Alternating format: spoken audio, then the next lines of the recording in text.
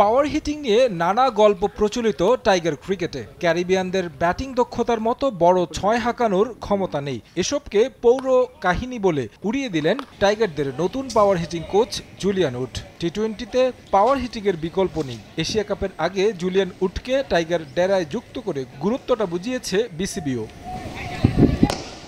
Caribbean, Aussie কিংবা ইংলিশদের চেয়ে আকৃতিতে ভিন্নতা আছে বাংলাদেশি ক্রিকেটারদের, তবে বড় শট খেলার সামর্থ্য রাখে। লিটন হৃদয়দের সে অভ্যাসটা গড়ে তুলতে চান জুলিয়ান উড। সেই সঙ্গে আত্মবিশ্বাসও জরুরি।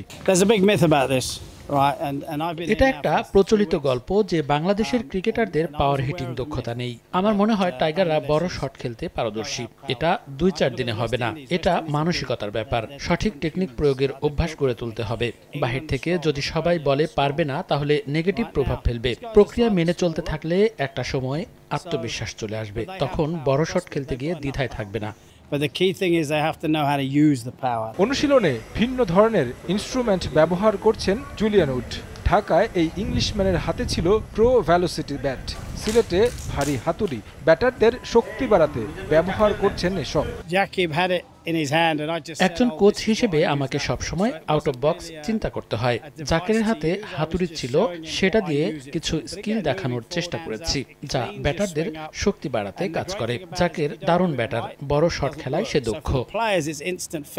আধুনিক ক্রিকেটে টেল এন্ডারদের ভূমিকাটা গুরুত্বপূর্ণ। টি-20 হোক কিংবা ওয়ানডে, বোলাররাও যেন ব্যাট হাতে অবদান রাখতে পারে, সেটা নিয়েও কাজ করছেন জুলিয়ান। টেল এন্ডাররা হয়তো 8 থেকে 10 কিংবা 1 ওভার সুযোগ পায়। সেটাকেই যদি কাজে লাগাতে পারে তাহলে দল উপকৃত হয়। এটা নিয়ে কাজ করছি। ঐচ্ছিক অনুশীলনে কঠোর পরিশ্রম করছেন ক্রিকেটাররা। নাহিদ রানা, শরীফুল, তানজিদ তামিম, তাওহিদ হৃদয়রা 2.5 ঘন্টা স্কিল ট্রেনিং করেছেন। তারেক হাসান শিমুল, সময় সংবাদ।